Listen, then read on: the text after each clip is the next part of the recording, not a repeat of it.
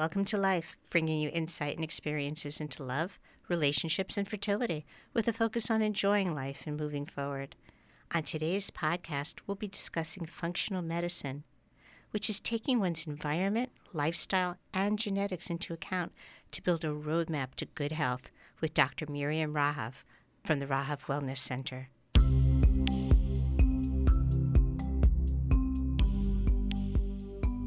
Welcome to Life, love, insight, fertility, experiences. Today we'll be speaking with Dr. Miriam Rahav, who's board certified in internal medicine, hospice and palliative medicine, and functional medicine. And she's also a certified acupuncturist. Dr. Rahav established the Rahav Center to provide people with care focused on the interaction our environment, lifestyle, and genetic predisposition has on our health. This information allows her and her colleagues to develop a personalized roadmap for health restoration. There's so many components to good health, which equates to good fertility and improvements in all conditions. Dr. Rahav, thank you so much for being here today. It is so wonderful to be here. There is so much to talk about, and I think we're just going to scratch the surface of what functional medicine is and maybe give people an overview and an understanding of it. So where should we start? I guess we can start from understanding what functional medicine is as an operating system. Oh, that's interesting. So if we think about the way doctors think, we learn about physiology, what is normal physiology, and then we learn what abnormal physiology is. And then a lot of medical education is also focused on how to manage physiology when it strays from the normal. And it's always so hard when it strays because lots of times there's no answer. There's just ruling out, but there's not necessarily that investigation. Mm-hmm. So the rule, what the hypothesis is out. Is that true? I would qualify that a little bit more. Good. And I would say that we are trained to identify pathology. And the pathology that we're taught to identify tends to be on the more dramatic end of the spectrum, if you will. Okay. So when physiology is so decompensated and pathology, the level of pathology is so dramatic that we need powerful interventions to correct. So okay, because when I had made that statement, I was thinking of unexplained infertility. So I think I'm going to get there. But I would say that because I want to speak about how grateful I am also for my training in medicine and how much I love and respect my colleagues in medicine. And what my training was, certainly in residency, was to be able to address extremes of pathology. If the heart can no longer compensate for its challenges and isn't working properly, and then fluids aren't moving, so that's congestive heart failure, for example, or a heart attack, or when insulin can no longer work to get sugar into the cells and we have extremely high blood sugar, and what happens to physiology when you have extremely high blood sugar, that can be life-threatening. So it's essential information. That's all essential information, and thank goodness for a healthcare system that can help rescue us from those extremes of pathology. But I think what we're going to talk about now is the somewhere in between. Well, that's the piece that I was referring to, is that somewhere in between. I mean, I have people in my immediate family who are physicians and who are in the medical system. So when I say that, it's always the pieces of like, well, what do we do? We can't figure this one out. Right. And that is such a key concept. So what if we're feeling things, and those things could be, I just feel blah, or I just feel tired, or my mood isn't so chipper, or I have heavy bleeding and lots of cramping every period, or my mood really deteriorates before every period, or I'm not able to achieve an orgasm, or my orgasms are lackluster compared to I'm just speaking about, let's say, women's health issues, for example, but not necessarily. My exercise tolerance is down, my overall feeling of vitality is diminished. Or it could even be somebody who is saying, I'm short of breath a lot now, and I never was before. Right. Or I'm finding like this little... And my chest X-ray is normal, and my oxygen saturation is normal. Right. Meaning I'm not able to explain my symptoms through what I myself, have been trained to do, which is identify more extremes of pathology. And if I don't find that extreme of pathology, I don't necessarily then have something to offer that person who is feeling off kilter, imbalanced. And this could be with any part of the body. It could be with your eye, or it could be with your leg or your stomach, your heart, of course, diabetes. So any part of your body. Correct. So now, what do we do for that? Yeah. So that's where there's this disconnect, and then there's a human, right, who has a sense that they're not as they should be, and you ask, a wonderful physician who has been trained in medicine and is trying their best to meet the need of that person. And we're running laboratory tests. We're looking at a blood count. We're looking at liver function. We're looking at kidney function. We're screening the thyroid, and everything seems to be okay. And so that very smart and brilliant and caring physician is going to say, "You're fine. You're fine. We can't find anything wrong."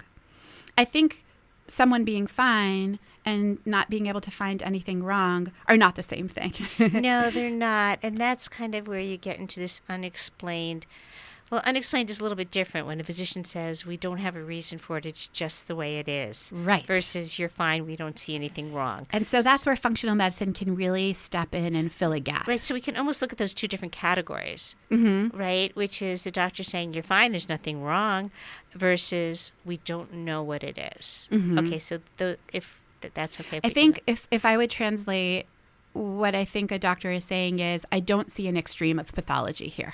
Okay. Very nicely put. And therefore, the question is, well, what is going on? And that is a gap that functional medicine is so beautiful at filling in. So maybe I can explain a little bit here about the operating system. Great. So what we're really looking at is what you described so beautifully. We're looking at environment. We're looking at nutrition. We're looking at some genetics. That's a fast burgeoning and really rich field, and how those pieces of the puzzle can actually inform our state of well-being. We are both deepening the menu of exploration, even laboratory exploration, but what is now within a medical model as a workup to explain why someone feels off. We're deepening it and broadening it. So when you're looking at, I use the term biopsychosocial components of what makes up a person. Right. You're truly doing that. Yes. Yes. And let me see if I can give you an example. I saw a person today who I met 2 weeks ago. Okay. And that person came into my office with very bright red skin that was swelling and cracking on her hands and on her face. And must have been painful. And it was painful, but it was also scary because it was getting worse. Okay. And it was getting worse. And she had already been put on steroids a few times, both topical on the skin that was cracked and red and swelling, and internally. And her body wasn't responding. And so doctors were raising their hands and not knowing what to do. Right. This poor thing. Yes. And so she had a few questions. She had some water damage in her apartment. She said, is there an environmental story here? She had radically tried to change her nutrition and was just eating steamed vegetables and fish, which was supposed to be a great idea to kind of help her system cool off. Right. And what I discovered for her, and this is just an example, is that she was in an inflamed state, and instead of trying to mop up that inflammation with steroids, we were able to modulate inflammation by addressing the gut. Wow. And isn't that central all the time, the gut? Always central. Always central. So in every scenario, we have to examine the gut. It doesn't mean that the gut is the be all and end all, but it does mean that it plays a pivotal role in understanding our health, everyone's health. And when I say gut, I don't just mean the GI tract. I'm including the liver as part of the gastrointestinal system. Right. Well, that makes sense because everything goes through the liver. Exactly. So it really makes sense. Exactly. Wow. And the liver's ability to process the sum total of what we're exposed to, and this is a concept I wanted to introduce to you, the concept of the exposome, which is the sum total of what we're the exposome. It's a neat term to describe the sum total of our environmental exposures, the food we eat, the air we breathe, the water we drink, the things that touch our skin, which we might not think about, the cleaning materials that are around us, the cosmetic materials. Those are all part of our exposome. And also part of our exposome actually can be our internal environment.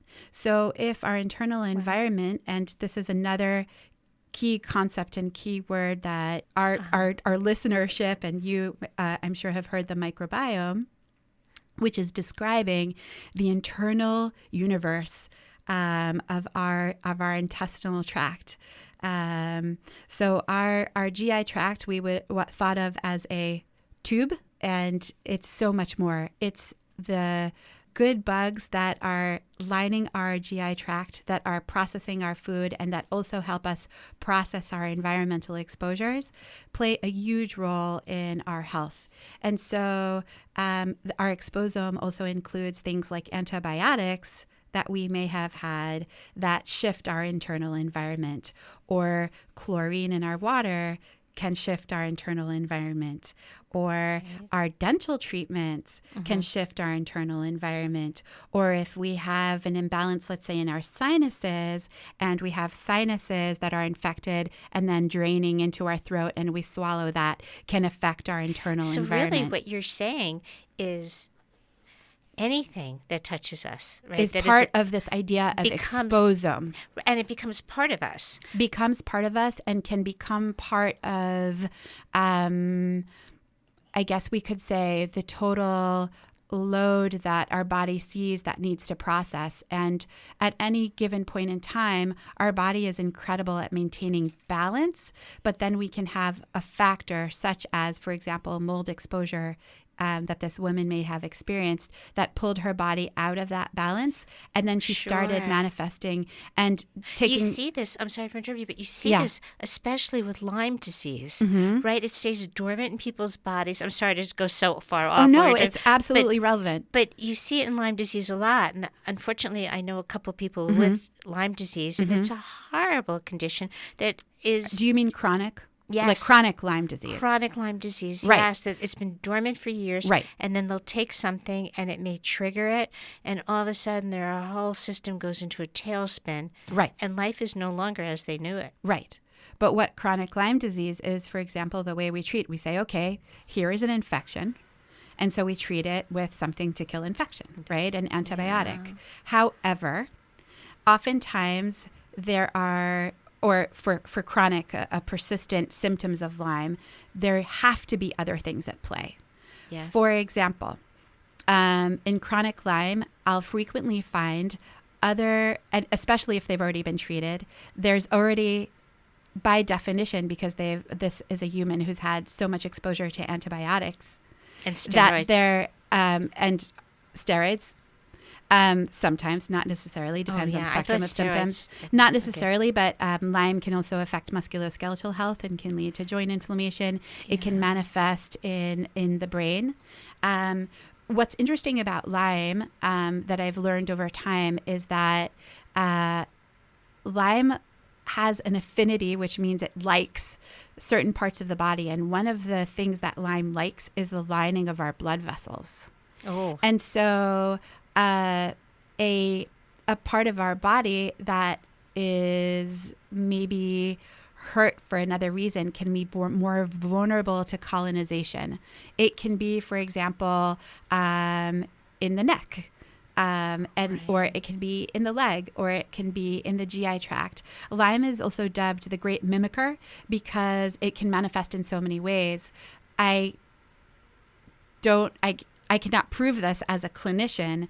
I just have patterns, right? So part of clinical thinking as a doctor, how we think is about pattern making. Right, and so Lyme can absolutely. be associated with musculoskeletal health. It can be associated in my clinical practice with hair loss. It can be associated with a sense of diminished clarity, brain fog, lack of overall vitality. When we right? find this, yeah, I mean, it could be associated with so many different things. So when you look at these conditions, whether it be Lyme disease or infertility Right. or irritable bowel syndrome, Chronic or pain. chronic fatigue, or fibromyalgia, or medically unexplained infertility, or Any of autoimmunity, these, what Hashimoto's happens? thyroiditis, multiple Yeah. sclerosis, high blood pressure, which is one of the most common things we treat in internal medicine, diabetes, metabolic syndrome. The list goes on and right, on it's and endless. on. So what do you do? So how do we understand the drivers of that process as opposed to just managing that process? Correct, because in order to have opportunity to correct it and to build this roadmap that we were talking about prior, Right. you need to be able to identify The what has to exposome, change. the right? elements of the exposome that are pulling the body out of its ability to equilibrate, or as we say in science speak, maintain homeostasis. Okay, very good. Okay.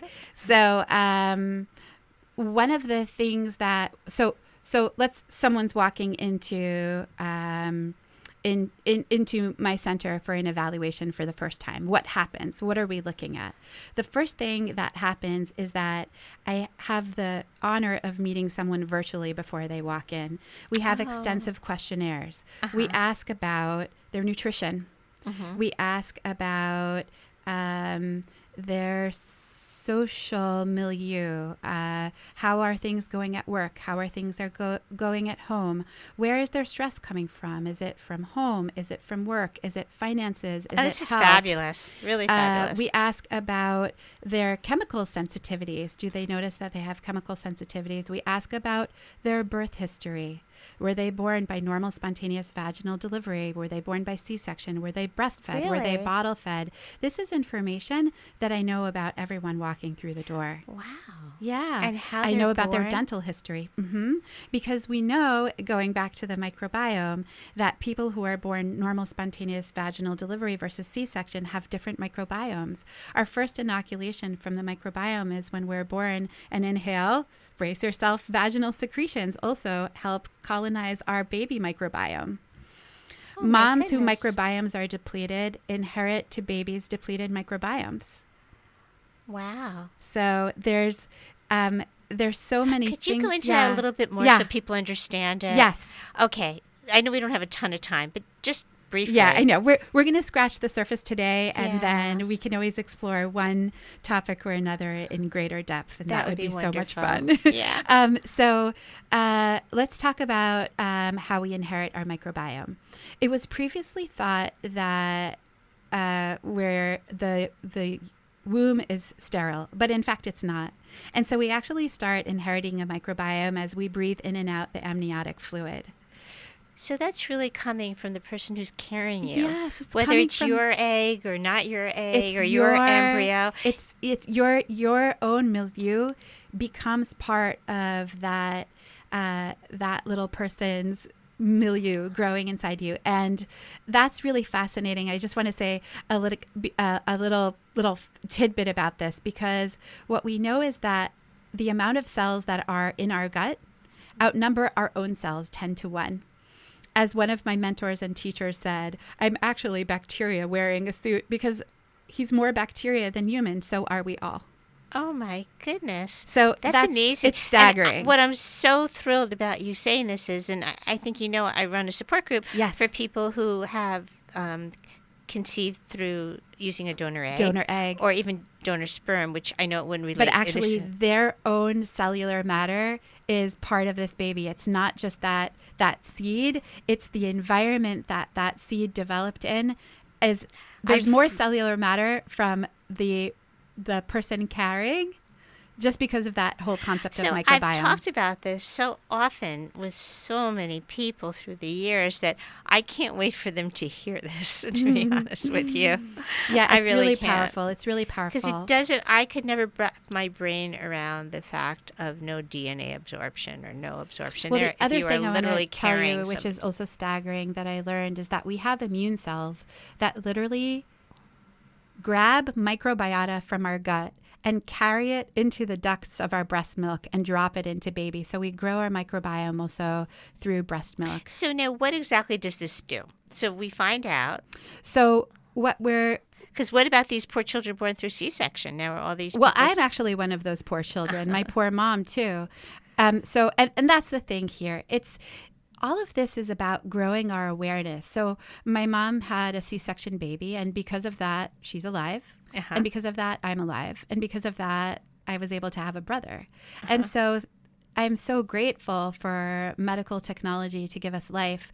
What we didn't know is that that would affect our microbiome and maybe make us change our susceptibility to other things, right? So my mom, for example, had studied about how important breastfeeding was. And that was actually challenging after a C-section because breastfeeding in this incredible way also causes the release of oxytocin. And there's so many things to talk about. Oxytocin causes contraction of the uterus. And so breastfeeding helps the uterus return to normal. Right? So the contraction of the uterus and our own healing postpartum is linked to nursing and the way we're designed in this elegant way, right? And so even though I was born by C-section, I was breastfed, and therefore there is some development of the microbiome that way, right? But what we could do post C-section, for example, understanding that important role of the microbiome is what women do now sometimes is take a probiotic. And there's a great, am I allowed to make recommendations about brands and things, or we leave that out?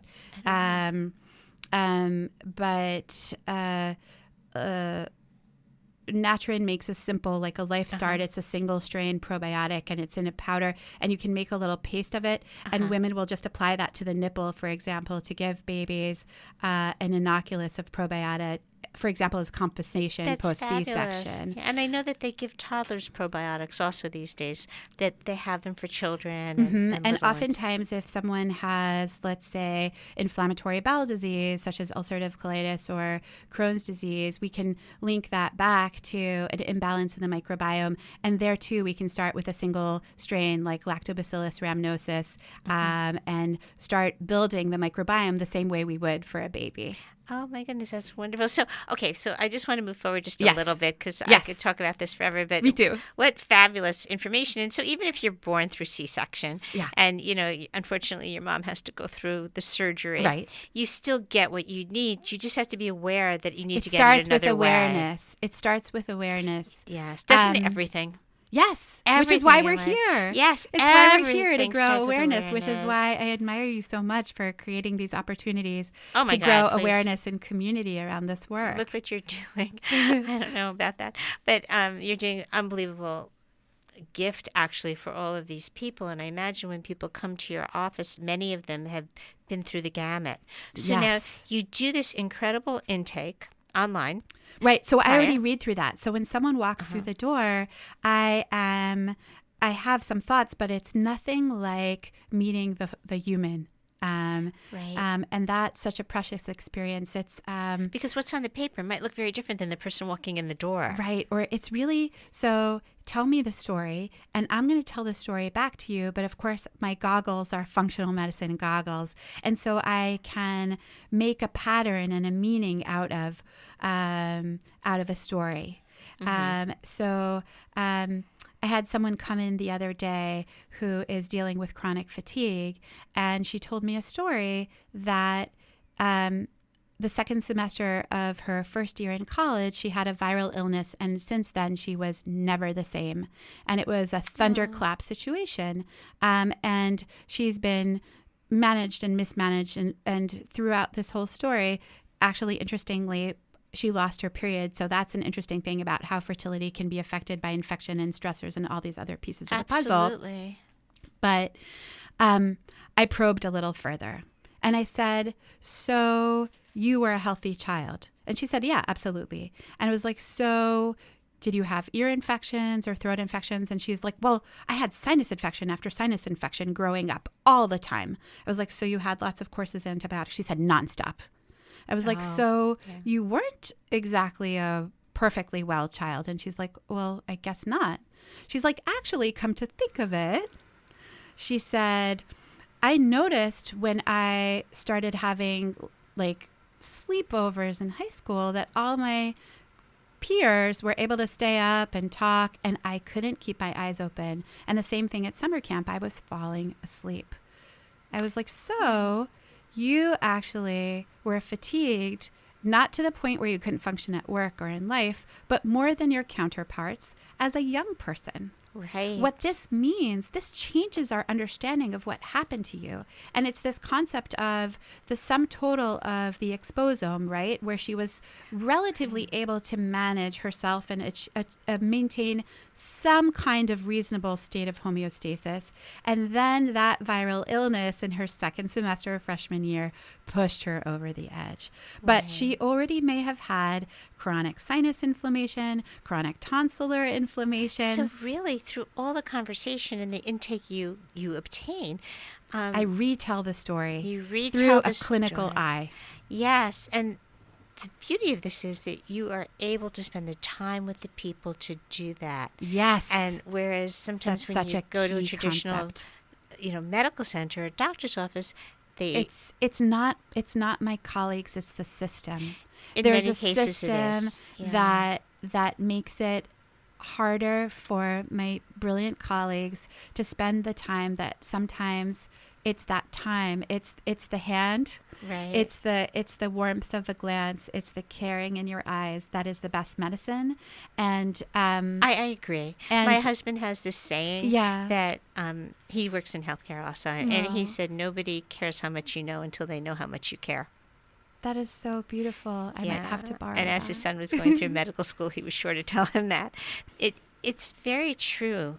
It sets the stage. And if that's not there, actually, there's a brilliant study that David Raquel, who is a founding father of integrative medicine, he did an amazing study where it was a randomized control trial where people who are presenting to primary care with upper respiratory infection, just a cold, were randomized into two groups of doctors, and it was scripted.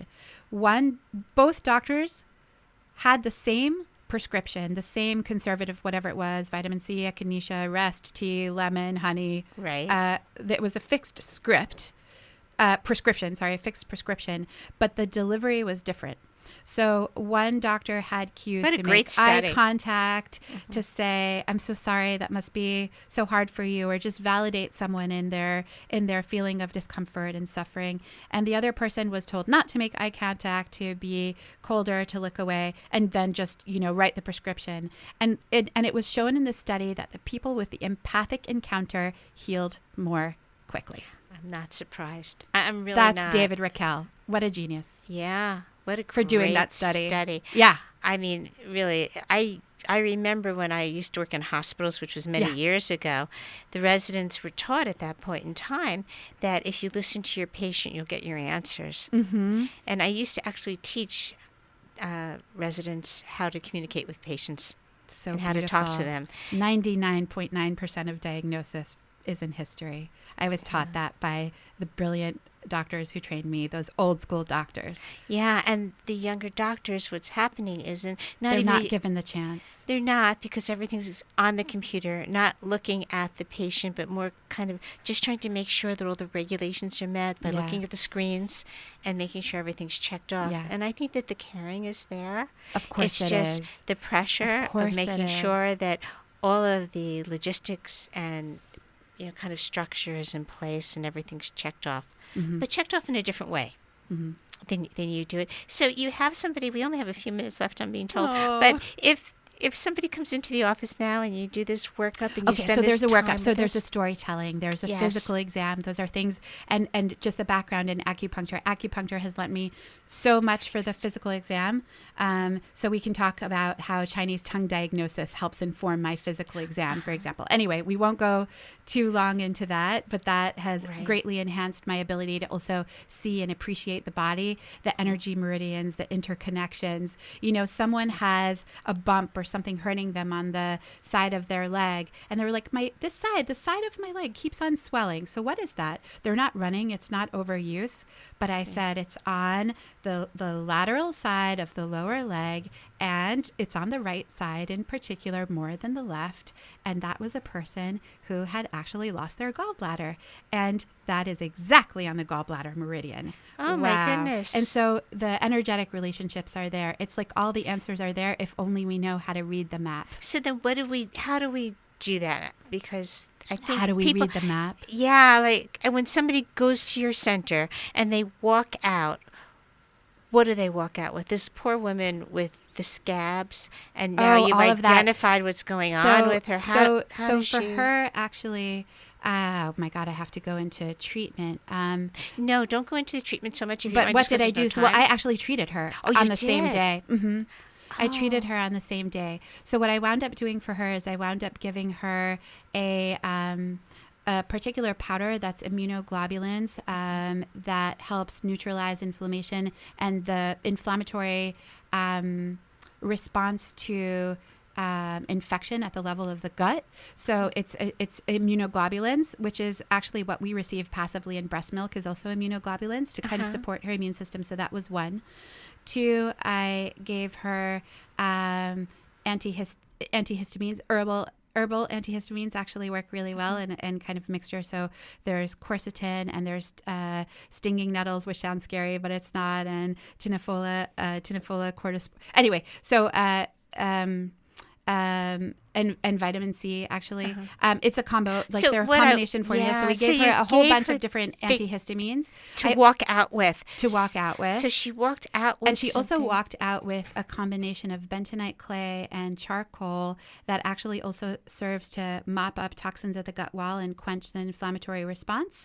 And she actually came in as an add-on that day. It was kind of an SOS. She was in extreme distress, both physically but also emotionally. She was in a state of high anxiety. Well, of and course. and actually that day our phlebotomist had already needed to leave, and so she came in the following morning to get the blood work, and she was already better.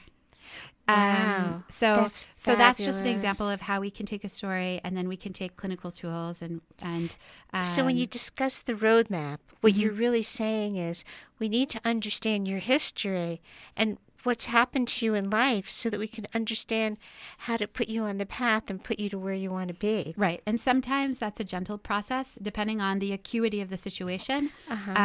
So when a situation is acute, just like in hospital medicine, we don't have time to wait. Yes. Sometimes we can use a tincture of time and it's a powerful clinical tool, and sometimes we need to act. And someone's response, right? So the luxury of me having to put my eyeballs on her the next day and see that she was responding was also therapeutic for me because I knew I had guided her correctly. So that quick turnaround, Sure. so the therapy, if it works, becomes diagnostic that was the issue at hand. Right? And I'm sure her mood elevated also, which is She good had for the hope. endorphins. So Yeah. what I guess the best thing that someone can walk out of my office with is hope. That they, the hope that it is within our power to inform in a positive way their health trajectory. Yeah, it sounds like to me the best thing is the hope, but also that they're starting to see Tools, and they're starting to tools. see caring, and they're starting to see that there's a whole nother And insight avenue. and understanding and how the dots connect and Right. that their body makes sense. And this is, I think, the bottom line for like the total is that the body always makes sense. And it's for us to hopefully cobble together enough tools for the sense making. Thank you so much. And really what I'm taking from this is when we talk to people and we listen to them and we get all the information, we can try and really figure it out and pinpoint it. We can. But it takes the time, and it takes looking at the entire environment and milieu that this person is living in and has lived in. We initially spoke and we had said that good health equates to good fertility and good everything. So powerfully so. So and that fertility is a sign of overall health. And that if you struggle with fertility, it can be such a blessing because it's a window in which we can explore your overall health. Yeah. That's what that woman who I described with the skin, we learned other things that we did with her blood work that will inform her future health trajectory. And so we said thank you to this skin phenomena that happened to walk her through the door and for me to then be able to advocate for her and empower her, not just to get rid of a skin phenomena, which is already gone, but then to plan for healthy living for the rest of her life. That's beautiful. And it's a beautiful kind of path for her to have now and understand. So if somebody wants to get a hold of you, how would they do that? They can call us. Okay. They can call us.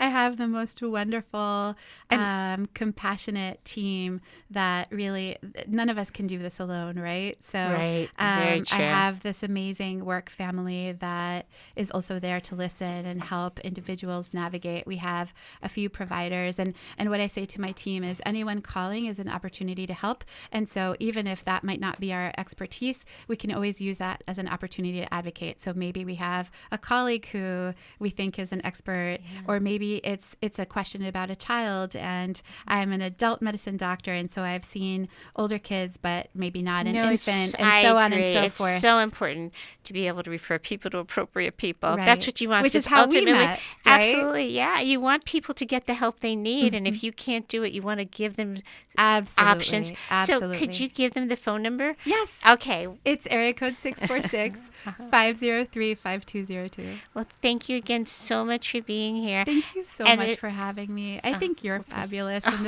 this project and bringing this information to the world is so great. Thank you for being a messenger. Oh, thank you. It's really all come from my practice and things I've heard people need or want or interested in. If anybody has any questions or comments, please feel free to reach out to me at lauriemetz.net.